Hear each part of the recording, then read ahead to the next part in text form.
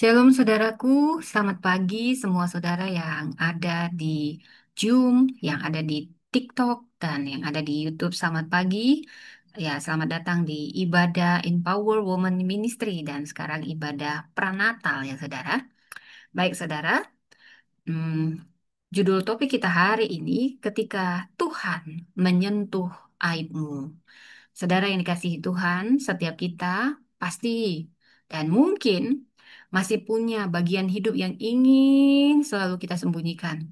Bagian yang tidak ingin diketahui orang lain. Bagian yang membuat kita menunduk bukan karena rendah hati, tapi karena rasa malu dan luka yang belum sembuh. Hari ini saya ingin mengajak kita melihat sisi indah dari sentuhan Tuhan. Sentuhan yang tidak menghakimi, tetapi yang memulihkan. Sentuhan yang mengubah aib menjadi anugerah. Air mata menjadi misi. Luka menjadi sumber pengharapan bagi orang lain.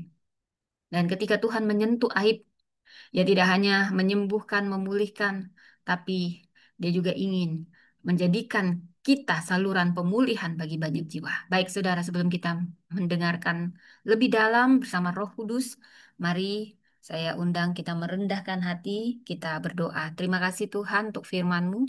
Kami mau mendengarkan firman-Mu, tolong hamba-Mu. Hamba-Mu berserah penuh ke dalam tangan-Mu, penuhi dengan karunia hikmat, pengetahuan, otoritas wibawa ilahi, sembunyikan di balik kuasa salib-Mu pengajaran yang tajam, yang dalam, yang mengoreksi, menutrisi kami, membuat kami semakin bertumbuh dan memiliki karakter Kristus. Tolong hambamu, hamba bergantung penuh, dan setiap yang mendengar Roh Kudus bicara, jama, celikan mata kami semua. Kami bukan hanya pendengar, tetapi terutama pelaku firman, dan yang terluka, yang saat ini punya banyak beban, Tuhan lepaskan lewat firman-Mu ini. Tidak ada firman yang kembali sia-sia. Berfirmanlah dan tutup bungkus kami semua, keluarga kami. Di dalam nama Tuhan Yesus Kristus kami berdoa. Amin. Baik saudara, saya akan share PPT saya hari ini yang berjudul Ketika Tuhan Menyentuh Aibmu. Wow, luar biasa saudara. Ketika saya mempersiapkan bahan ini, saya sangat diberkati. Kalau bicara tentang aib, nah, saya akan memulai di Alkitab begitu jujur, segala sesuatu dibahas begitu jujur, saudara, tentang aib. Dan dari sini kita akan membuka dari Matius 1 ayat 1 sampai 17. Nanti kita hanya melompat beberapa ayat ya, saudara ya, karena waktu. Nah, di sini seperti yang terlihat ada kisah 5 perempuan.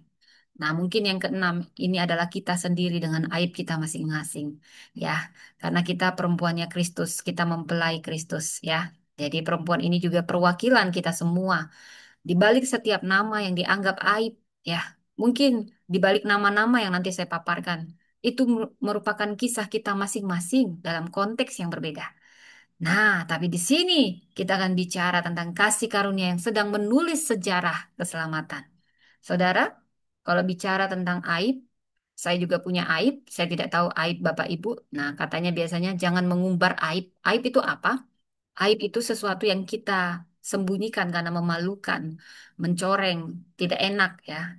Tetapi saudara, saat ini kita tidak perlu lagi menjadi orang yang selalu menyembunyikan aib kita. Setiap kita punya aib kita masing-masing, kita nggak perlu menghakimi saudara.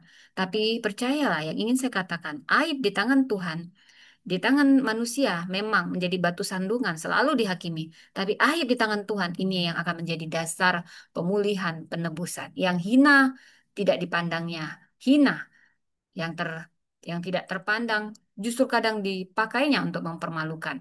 Jadi aib dalam Alkitab malah ini adalah suatu ketelanjangan rohani di mana kita kehilangan kemuliaan Allah. Roma 3 ayat 23. Tapi Tuhan bukan mencari orang yang sempurna.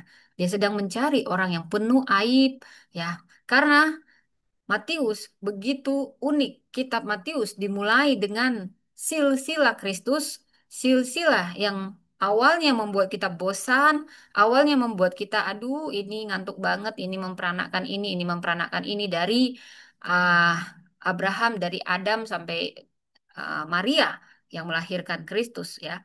Silsilah ini ternyata tiba-tiba yang namanya budaya sangat patriarkal Yahudi, tapi ada 5 nama perempuan. Apakah Matius salah tulis? Kenapa harus kelima nama perempuan ini disebut? Kalau bahasa Bataknya tarombo, silsilah. Saudara, Tuhan ingin memberitahu bahwa kasih karunia-Nya akan mengubah semua segala sesuatu. Silsilah ini juga bicara masa lalu. Masa lalu bukan akhir kisah kita masing-masing. Saudara, ada banyak corengan-corengan di sini, ya, ada banyak aib-aib dan sangat-sangat ditekankan seakan-akan ingin menunjukkan tiap aib itu. Tuhan tidak pernah menghapus masa lalumu. Dia menerima masa lalu kita. Namun yang dia lakukan bukan menghapus, tapi menulis ulang dengan tinta anugerah. Saudara, inilah silsilah Kristus. Matius memulainya dengan silsilah yang kadang membosankan, tapi ketika tiba 5 nama perempuan yang penuh aib, yang yang akan kita bahas saat ini, saya banyak diberkati dengan ini, saudara. Mungkin Anda bisa baca lebih lengkap Matius 1 ayat 1 sampai 17 di rumah, saudara, karena panjang ceritanya. Saya akan memulai dari Matius 1 ayat 3. Nama perempuan pertama disebutkan di sini. Matius 1 ayat 3, Yehuda memperanakkan Peres dan Zerah. Dan di situ disebut dari Tamar. Peres memperanakkan Hezron. Hezron memperanakkan Ram. Ya, jadi Salmon memperanakkan Boas dari Rahab. Lagi-lagi seorang perempuan disebutkan namanya di situ, Rahab. Boas memperanakkan, oh, ini bukan Boas memperanakkan Rut. Boas memperanakkan, ya ini mohon maaf ya saudara, ini kayaknya ada kesalahan. Ya, Matius 1 ayat 5, saya mungkin ralat, jadi puji Tuhan saya melihat ini, supaya saya bisa memperbaikinya nanti. Ya, jadi di sini Matius dan Rut memperanakkan Rahab, Salmo memperanakkan Boas dari Rahab, kemudian Boas memperanakkan suaminya Ruth, Obed ya. Obed dari Ruth dan Obed memperanakkan Isai. Nah, itu yang benar ya, Saudara ya. Saya uh, ambil dari sini, saya buka ya dari Matius 1 ya. Matius 1 ayat 5 ya. Kalau ayat 5 saya ulang, Salmon mempunyai anak Boas dari Rahab, Boas mempunyai anak Obed dari Ruth, Obed mempunyai anak Isai. Nah, itu. Oke, itu terjemahan yang paling baru lagi. Kemudian kita masuk di ayat 6. Kemudian dikatakan di situ dari Matius 1 ayat 6, lalu kita nanti lompat ke ayat 16. Isai memperanakkan Raja Daud. Daud memperanakkan Salomo dari istri Uriah. Yakub memperanakkan Yusuf.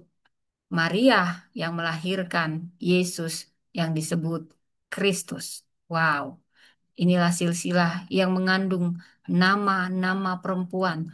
Saudara, kalau dipikir-pikir, kita akan membahas siapa perempuan ini satu-satu. Tidak ada yang terkenal. Baik itu dari tadi yang disebutkan ada Tamar, ada Ruth, ada eh, Boas, bukan, ada Rahab, ada Ruth, ada istri Uria, Batseba, dan juga ada Maria. Paling yang agak mendingan itu Maria, saudara ya. Tapi 3 di antaranya ternyata orang asing. Nah, siapakah mereka?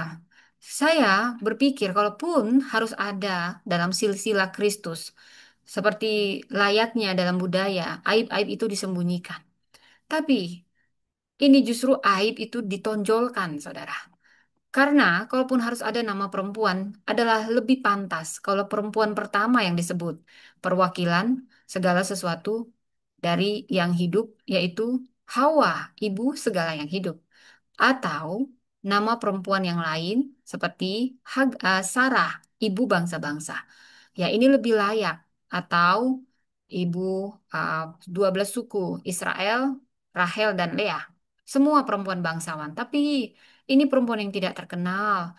Namun ini bukan salah tulis, bukan sekedar. Saya yakin selain karena kasih karunia, tapi juga untuk menghormati perempuan-perempuan ini. Bahwasanya Tuhan tidak peduli masa lalumu, Dia peduli keberadaan hati kita saat ini.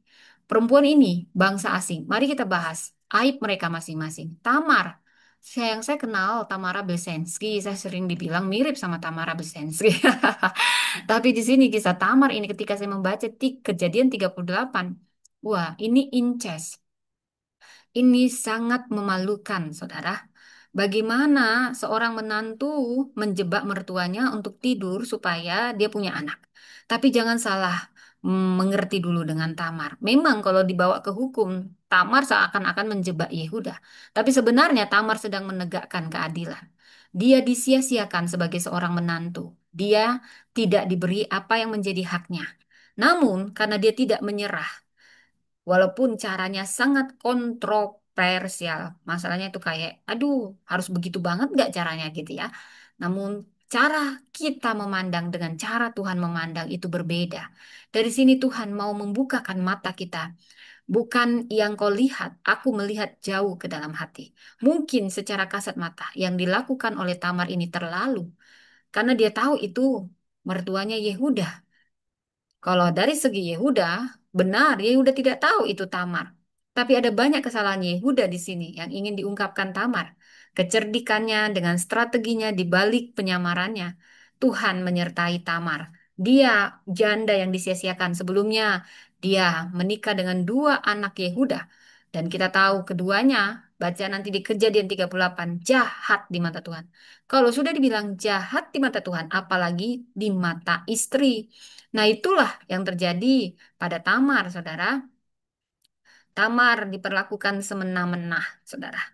Dia dianggap Black Widow, pembawa sial. Itulah gambaran Yehuda terhadap dia. Yehuda tidak introspeksi diri. Kenapa kedua anaknya mati?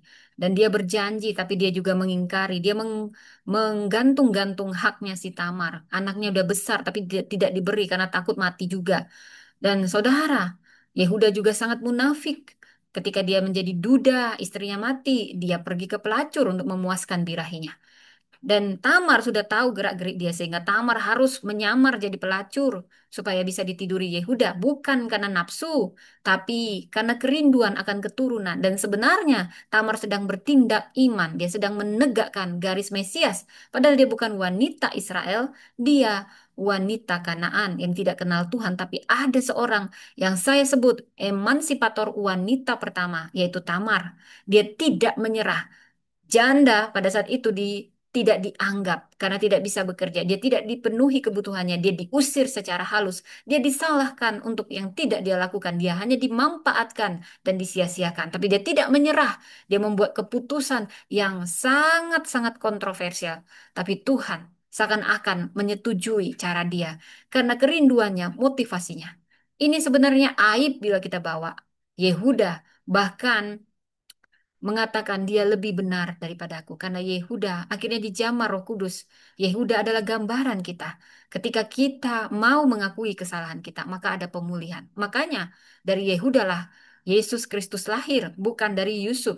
Karena apa? Karena lagi-lagi Tuhan mau menunjukkan semua karena kasih karunia, kedaulatannya. Yusuf kupilih untuk menyelamatkan bangsa, tapi Yehuda kupilih karena ketika dia kutegur, dia berhati besar. Saudara, siapa kita yang nggak punya dosa?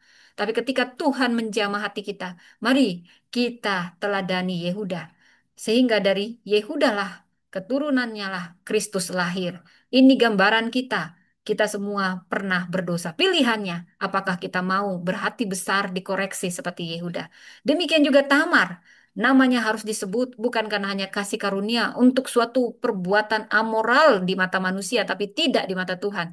Tapi juga Tuhan mau memberi penghormatan buat mereka yang berani membela keadilan sekalipun sendirian. Dia sudah siap mati, dia berhati besar, dia sangat sebel sama mertuanya, tapi dia rela ditiduri oleh mertuanya, bahkan dia yang merancang siasat itu. Saudara, ini butuh hati yang besar. Orang yang paling kita benci, justru kita rancang supaya meniduri kita, supaya kita punya anak. Saudara, Tuhan mengingat air mata Tamar. Dan bukan hanya satu anak dia beri, dua anak. Dan bukan hanya yang pada saat itu bukan membedakan laki-laki dan perempuan. Tapi penerus memang dari budaya itu, ini bicara budaya, yaitu dari laki-laki. Saudara Tuhan beri dua laki-laki. Bahkan Peres menerobos seakan-akan itu menunjukkan. Seperti inilah gambaranmu Tamar. Siapa yang menerobos dengan keberanian dan dengan menegakkan keadilan, aku berdiri bersama dia. Ini aib Tapi Tuhan tidak menolak ketika kita memperjuangkan kebenaran. Bahkan Dia memberi kita kehormatan. Tamar yang sia-sia ketika dia bertindak dengan iman menjadi terhormat, dikenang senantiasa. Saudara, yang kedua, Rahab.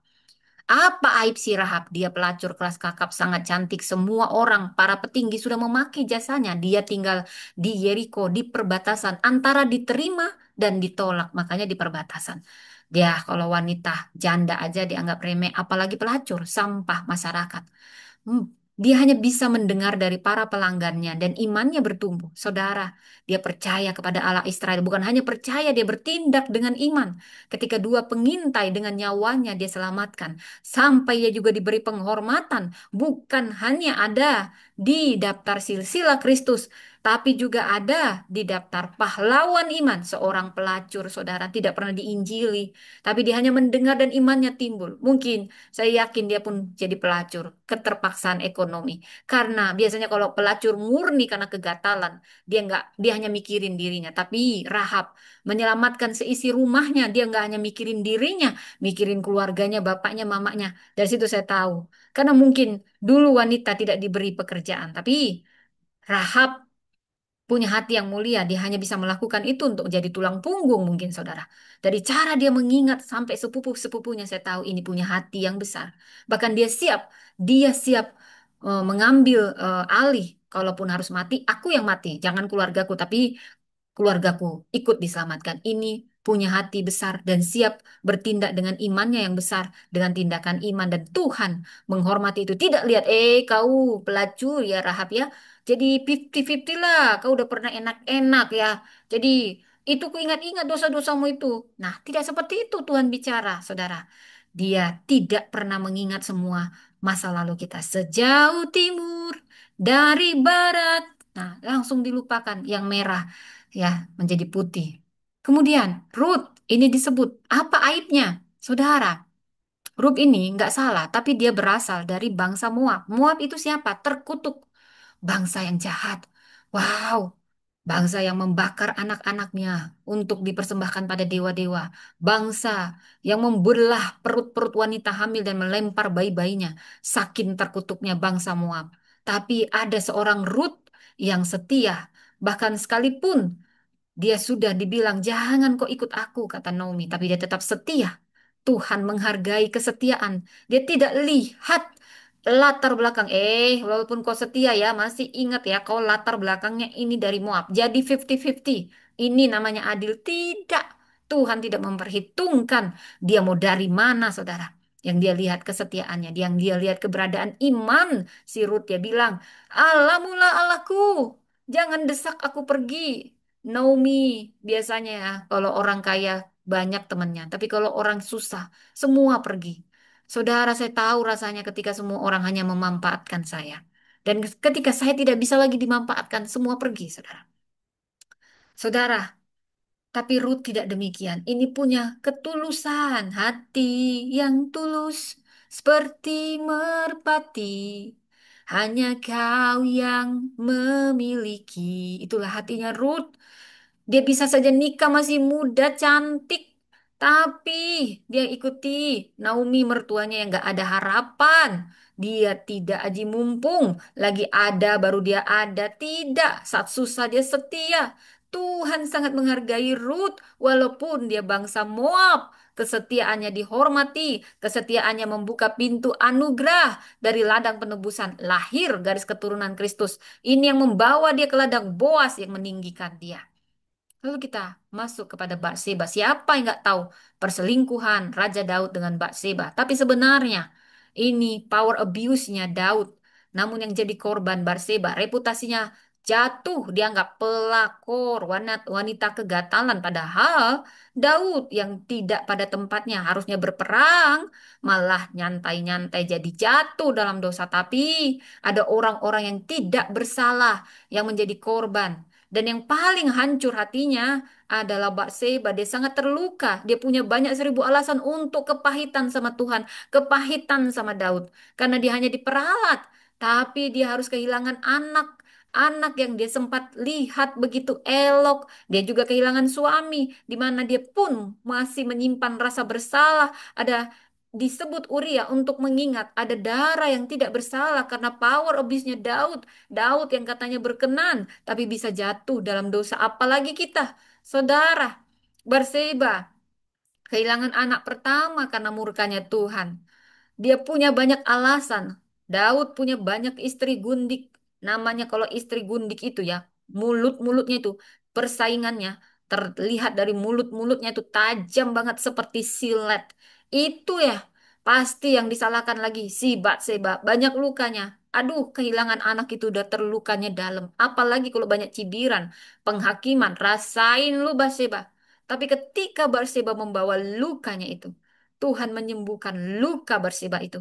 Sehingga dari dialah, dari sekian banyak gundik-gundiknya, dari sekian banyak istri-istrinya, Tuhan memulih. Kenapa harus lewat Batseba? Karena ada yang tidak diketahui. Ada proses luka di mana Batseba menyerahkannya kepada Tuhan dan luka itu diubahnya menjadi kemuliaan. Saudara, mungkin dunia hanya bisa tahunya, ngomongin, menghakimin, tapi Tuhan jauh melihat ke dalam. Dia melihat aib ini dan dia mengambil aib ini. Ketika Daud menyerahkannya pada Tuhan, dia mengakui aib itu. Begitu pula Barseba. Karena itu Tuhan memilih aib itu dan menonjolkan aib itu untuk menolehkan tinta kasih karunia-Nya. Saudara, kita juga melihat bagaimana Maria dari semua, dari kelima perempuan ini memang Maria yang belia, yang memang nggak macem-macem, saudara. Tapi dia yang seakan-akan harus diperalat kerajaan surga. Dia harus berhati besar hamil sebelum nikah. Usianya belia, mungkin antara 13 sampai 17 tahun, saudara. Pada harmonika, kenapa sih malaikat Gabriel harus datang Maria? Kau akan mengandung dari Roh Kudus. Maria bisa komplain, Tuhan. Kau kan yang larang nggak boleh hamil di luar nikah. Kenapa tidak kau suruh saja? Tunggu, mungkin 1 tahun lagi aku dinikahi Yusuf. Tidak, tidak. Supaya tahu bahwa anak yang kau kandung itu dari Roh Kudus. Nah, Maria hanya diam, gak banyak komplain, gak banyak cincong, saudara. Dia bilang, jadilah padaku menurut kehendakmu. Walau dia tahu dari dalam hatinya paling dalam, Tuhan, kalaupun aku harus mati karena dirajam, karena taat, aku siap mati. Dia punya hati yang besar. Dia tidak lihat gengsi-gengsi dong, reputasi-reputasi dong. Dia tidak lihat itu. Dia hanya taat. Aku nih, sesungguhnya aku hamba. Jadilah padaku menurut perkataan kata Bunda Maria, Bunda Allah. Ini semuanya wanita yang paling suci, nggak macam-macam, belum pernah dijamah pria. Kalau yang kemarin-kemarin itu ada yang pelacur, ada yang memang melacurkan diri jadi nyamar pelacur, memang aibnya aneh-aneh. Itu gambaran kita semua. Tapi kasih karunia Tuhan lebih besar dari semua aib-aib kita, saudara. Dan Kristus lahir dari Bunda Maria. Jadi kelahirannya tidak hanya bicara di palungan dibaringkan Putra Allah yang kudus. Tapi Matius 1 memulainya dengan silsilah. Karena dia mau memberi petunjuk bahwa garis Mesias pun tidak sempurna. Ada banyak cacat dan aib. Tapi kasih karunia Tuhan selalu lebih besar dari aib-aib kita. Saudara, inilah yang saya sebut ketika tinta emas Tuhan menoreh di aib kita, maka aib menjadi anugerah. Perempuan-perempuan yang tidak dipandang ini, perempuan-perempuan yang sederhana, ada nyamar jadi pelacur, ada yang benar-benar pelacur, ada yang dari bangsa Moab, ada yang juga berzina. Ya, seputar perzinahan, saudara. Pelacur, mantan pelacur, berzina dengan Daud, dan janda, ya ada yang si Ruth janda, janda si Tamar janda. Nah, kayaknya ada dua janda di sini ya. Seakan-akan ini pada zaman konteks itu janda itu orang-orang yang diremehkan. Makanya Tuhan langsung memberi ayat untuk membela para janda. Perhatikan hak para janda karena wanita dibatasi, maka tidak bisa bekerja. Makanya bekerjanya seputar di dapur, di kasur, di sumur. Tapi wanita-wanita ini disebut di dalam budaya yang sangat patriarkal, bukan wanita hebat, tapi wanita yang bisa dibilang punya aib masing-masing. Ini gambaran kita, bukankah kita mempelai Kristus? Kita punya aib kita masing-masing. Tapi yang membedakannya ketika kita bawa kepada Tuhan, maka Tuhan akan menorehkan tinta itu. Aib jadi anugerah. Inilah kisah ketika Tuhan menyentuh aib kita. Apa ya? Apa yang menjadi aibmu, saudara? Yang hina, yang tidak terpandang, tidak akan pernah Tuhan permalukan. Justru Tuhan ingin menyentuh dan mencari bagian yang paling kau sembunyikan. Saudara, dari silsilah Kristus kita lihat di balik aib ada anugerah. Aib di tangan manusia, batu sandungan di tangan manusia, tapi itu di tangan Tuhan adalah dasar penebusan. Saudara, apa yang kita pelajari ketika Tuhan menyentuh aib kita? Tuhan itu dekat sama orang-orang yang patah hati. Ia menyembuhkan orang yang patah hati, membalut luka mereka. Mazmur 147 ayat 3. Tuhan itu dekat kepada orang yang patah hati. Dia dekat kepada Tamar, kepada Rahab, kepada semua yang merupakan gambaran kita. Dan dia menyelamatkan orang yang remuk jiwanya. Dikatakan di 2 Korintus 1 ayat 3, terpujilah Bapa Allah, Bapa Tuhan kita Yesus Kristus, Bapa yang penuh belas kasihan dan Allah sumber segala penghiburan yang menghibur kita dalam segala penderitaan sehingga kita sanggup menghibur mereka dengan penghiburan yang kita terima sendiri dari Allah. Saudara, ketika Tuhan menyentuh aib kita, dia bukan hanya memulihkan, tapi dia sedang memberi identitas yang baru. Dia memulihkan identitas sejak kita diciptakan. Dan dia bahkan meneguhkan, justru dari aib itu potensi kita akan dia tunjukkan lebih lagi. Bekas luka tidak menghapus kemuliaan. Justru di sana Tuhan sedang menaruh emas anugerahnya. Saudara, kenapa justru yang ditonjolkan Tuhan dari luka itu? Saudara, ada di Jepang yang namanya kintsugi. Kintsugi ini adalah seni tradisional di mana mereka mencari barang-barang yang sudah rusak, yang remuk, yang pecah. Jadi sebelum barang-barang ini pecah, harganya mungkin 50.000, tapi setelah diperbaiki, harganya bisa 50 juta. Saudara, karena apa? Karena mereka akan membuat tinta emas untuk merekatkannya. Jadi bekas luka itu tidak dihapus, tidak ditutupi, tapi justru ditonjolkan. Hanya saja bedanya ada perekat emas anugerah. Tuhan katakan, anugerahku cukup bagimu sebab justru dalam kelemahanku lah kuasaku menjadi sempurna. Saudara, dari sini kita belajar dalam bagaimana luka-luka kita. Sebenarnya Tuhan menanti, dia dekat sama kita. Tapi dia sedang menanti, maukah kau menyerahkan lukamu, aibmu itu? Saudara,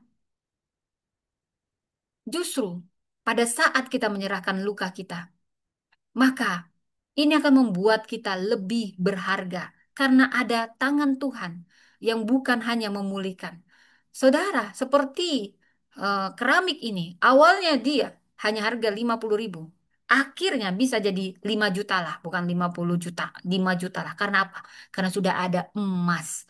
Dia lebih berharga justru ketika ada luka-luka, retakan.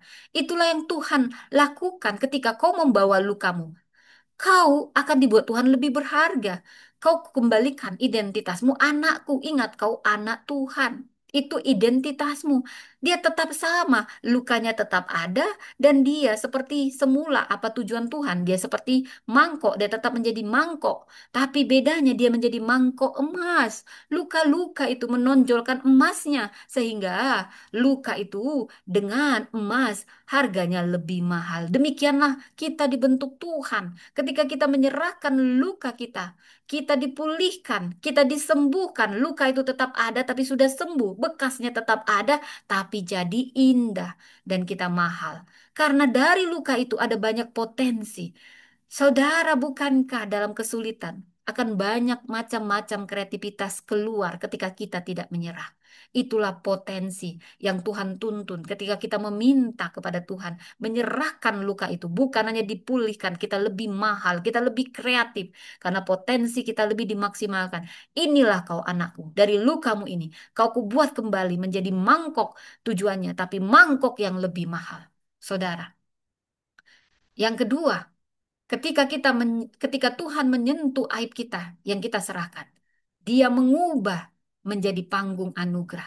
Dulu kita hanya nangis di kamar. Kita nangis, mungkin kita pernah diperkosa, kita pernah di, di, diremehkan, dilecehkan, kita pernah jadi wanita simpanan. Kita malu kalau ketemu, tapi saudara ketika kita membawa aib kita, bukan hanya membawa, Tuhan memulihkan. Maka setelah dipulihkan, Tuhan ingin kita menjadi panggung kesaksian. Aib kita bukan akhir, tapi itu panggung kasih karunia.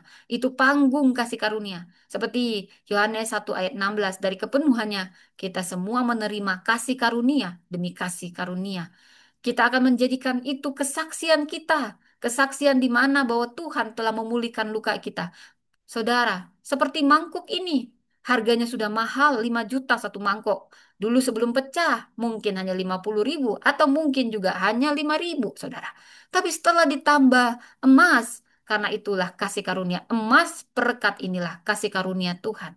Wanita ini semuanya bisa sampah, kecuali Maria yang memang sengaja Tuhan harus buat dia seperti itu. Tapi dia taat, dia siap dengan resikonya. Dan Tuhan sangat menghargainya. Tuhan sangat menghargainya, saudara.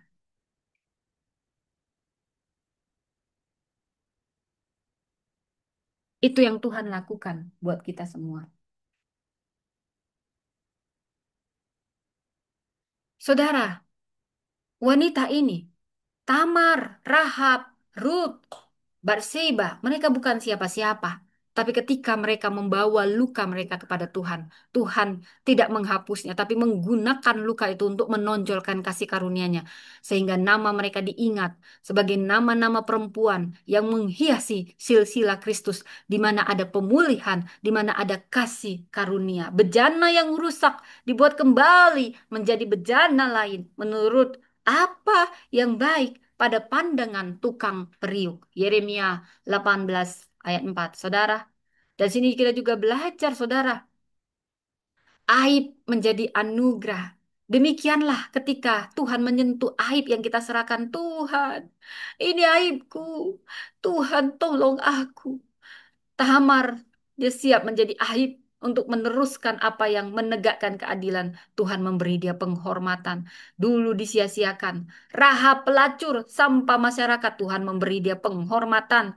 Karena besarnya hatinya, besarnya imannya, dan siap mengambil resiko yang besar demi imannya. Tuhan ingat, demikian juga Ruth. Aku ini bangsa Moab, Tuhan. Tapi aku mau setia. Engkaulah Allahku, katanya pada Naomi. Tuhan menghargai kesetiaan. Aku tidak lihat latar belakangmu, Ruth. Aku lihat hatimu yang besar hati. Engkau begitu mau mengambil resiko, begitu tulus dan setia. Batseba, engkau begitu banyak luka. Kau dibilang dasar wanita penggoda kamu ya. Banyak kali istri-istri Daud dan juga gundiknya iri sama kamu. Kamu dibilang pelakor. Kau terluka, kau nangis. Aku ingat air matamu nangis terseduh-seduh. Dihakimi terus sama wanita-wanita lain, sama semua orang. Dan suamimu, kau terluka. Dia harus mati dibunuh si Daud itu. Dan kau tidak kepahitan anakku. Aku akan bawa dan ubah lukamu itu dengan tinta emasku. Ku beri kau Salomo. Dan itulah pemulihan, penghiburan. Saudara, pesan yang ketiga, ketika Tuhan menyentuh aib, setelah Dia memulihkan kita, tidak menghapus tapi membuatnya menegakkan identitas dan juga memberitahu siapa kita, potensi kita. Kemudian kita menjadi panggung, kita menjadi kesaksian bagi banyak orang. Tuhan ingin kita tidak hanya berhenti pada diri kita, tetapi kita menjadi saluran anugerah bagi orang lain. Dari luka mengalir kasih karunia. Dari kisah kita dunia mengenal Tuhan kita. Itu yang Tuhan inginkan. 2 Korintus 1:4 dia menghibur kita supaya kita juga menghibur yang lain. Intinya demikian, saudara. Laut mati menjadi mati kalau dia tidak mengalirkan berkat yang dia terima. Kita harus menjadi saluran berkat ketika kita sudah dipulihkan. Maka pakailah itu untuk memulihkan orang lain. Sama seperti cerita Cynthia Brownland. Dari luka menjadi kemuliaan. Dia punya aib masa lalu. Pernah diperdagangkan di usia yang sangat belia sampai dihukum mati. Ya, dia melakukan banyak kejahatan. Tapi ketika Tuhan menyentuh aibnya, dia tidak hanya dipulihkan, dikembalikan identitasnya menjadi kesaksian, tapi dia juga menjadi saluran pemulihan. Dia memulihkan orang-orang yang seperti dia dulunya, saudara. Jangan biarkan berkat itu hanya sampai padamu. Alirkan berkat yang kau terima. Pemulihan Allah diampuni, diubahkan, dan dia memerdekakan banyak perempuan. Saudara, percayalah ketika kita membawa apapun masa lalu kita, Tuhan bekerja dalam segala sesuatu bagi yang mengasihi Dia. Dan saat kita sudah ada di dalam Tuhan, kita adalah ciptaan baru.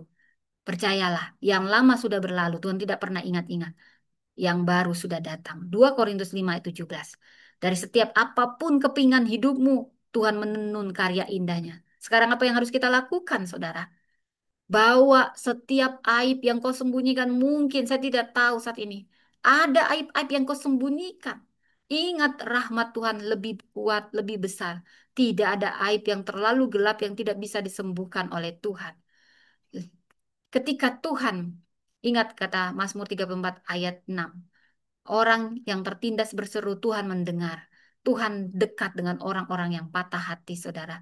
Saat dia menyentuh aib, dia hanya tidak hanya mengubah luka, tapi dia ingin membuatnya menjadi lukisan rahmat.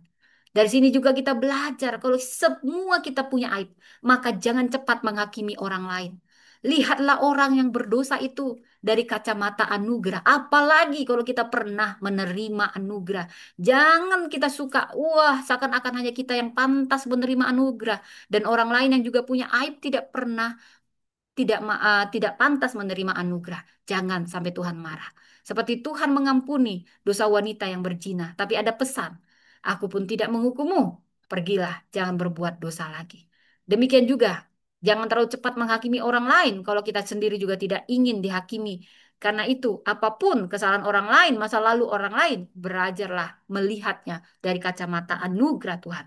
Saudara, selanjutnya, setiap luka, jadikan itu kesaksian. Jangan hanya simpan pemulihan yang kau rasakan.